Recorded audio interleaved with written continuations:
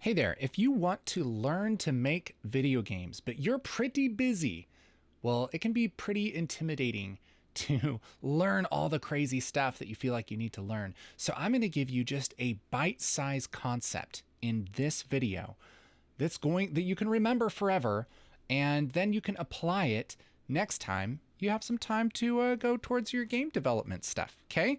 And the concept here is functions. This is, essential, absolutely essential to game development. What the heck is a function? Well, a function is like a group of code that runs at a specific time, okay? Now, in Pico-8, which is just an amazing little game engine that is free, has a free version, pico-8-edu.com, this is where I'm at right now. And this is completely built on functions. All games are built on functions, but this is like kind of the simplest way to understand it, okay? So when we write our code, the first thing we ever write is function, like this, all right? What this is doing is this is defining what a function is and what it does, okay? So we type the word function and then whatever the name of the function is. So there are some built-in functions inside of Pico-8. The first one being init. So it's underscore init and then 2 parentheses. Now, we'll talk about these parentheses in just a second, but we also need to have this end. So what happens is this function, because it is built into Pico-8, and there's always some kind of built-in function to your game engine that runs at a specific time, okay? There's kind of two kinds of functions. There's the built-in function, and then there's custom functions, all right? But this built-in function, this is going to runs once when the game starts, all right? So then we have a couple other functions in Pico-8, function underscore update. This runs 60 frames or 30 frames per second. So it runs every frame, okay? And then this one, draw, this runs 30 frames a second, but it's after update. So all of the code for our game ever is going to be within one of these 3 functions, okay? We either run code at the beginning of the game, we run code every frame, or we run code every frame in a different way, all right? The reason these are different is it's kind of like in update, we do things that we think about. So if we're updating, a score or something like that, and then draw, that typically has stuff that you draw to the screen, okay? So if you want to put a little character on the screen, you're going to use the code inside of draw. If you're going to adjust the character's health, that happens inside of update. It's not that important that you understand the difference of that for this lesson. What is really important here is that each of these functions is called at a specific time. When I say called, I mean the engine runs this function and does everything that's inside of all of the code between function and end, all right?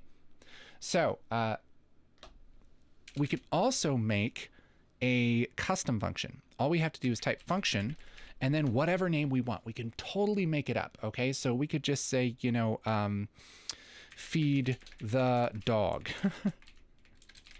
It all has to be one word. So that's why I have these underscores here. But then the other thing a function needs is 2 parentheses like that, okay? And then I'll just put end. Inside of these parentheses, we can give it kind of properties, all right? People will call this passing in values, okay? That's the fancy way of saying that you put numbers in between this and then they become variables, okay? So variables is something else we'll talk about in another video, but it's just like in math class, right? There's, x plus 1 equals 3, x equals 2, right? A variable is just a letter or a word that stands for a value, okay? So we could say, feed the dog and then say like food and health or something like this.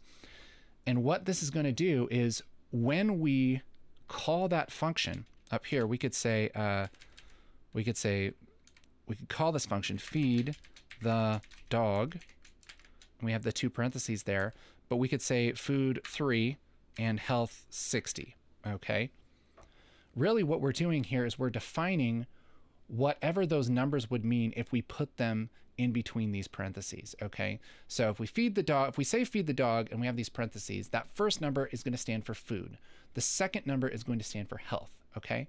And then inside of this function here, so what happens here is we are actually calling the function. Just like init is called once when the game starts, we're manually calling this function whenever we decide. Okay. This is going to actually run 30 frames a second because it's just inside of update.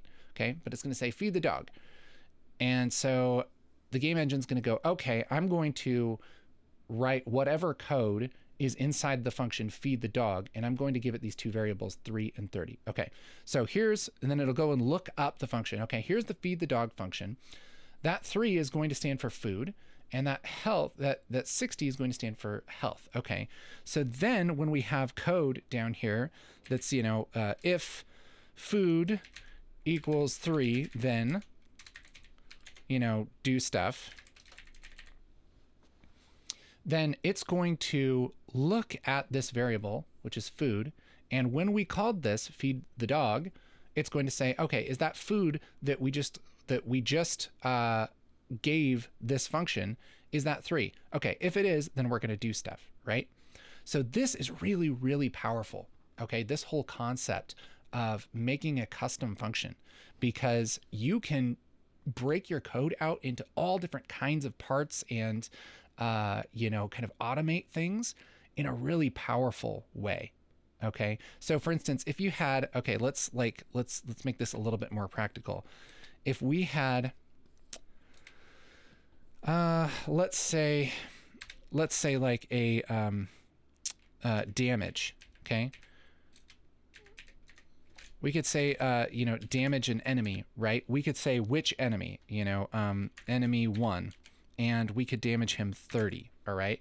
And so we could have this called after, a bullet touches an enemy or something like that. So damage enemy 1 at 30. So then this function would define what happens when we call that damage, okay? Damage, and then we would have the enemy and the damage amount. Let's just say AMT for amount, okay? We're just making those up. And then inside of this function, we can say, whatever, it would be like selecting that enemy. So if enemy equals enemy 1, then enemy 1 or en1 dot health, let's say, equals or minus equals health or the amount. Okay. So we could do that, and this would select the enemy and it would take their health down because we're telling it which enemy and how much health to take it down. All right. So we don't have to hard code everything in there. We can just give it these specific amounts when you call that function. So it's really, really cool. So functions at their core, it's just a group of code.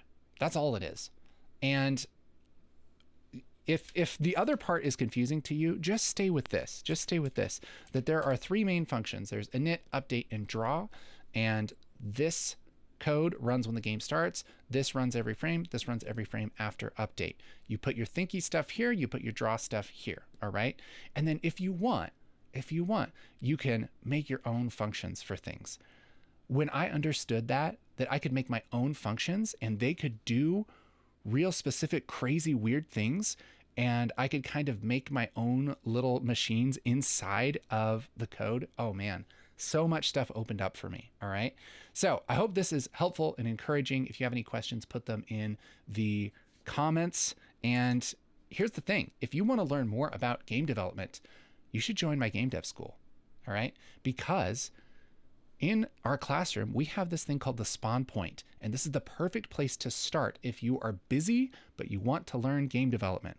I also have a full course on PICO-8 and a full course on pixel art, which are all bite-sized little lessons that are easy to do here and there in between life stuff. All right.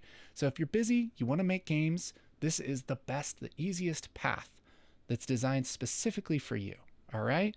And there's also some really, really cool people there.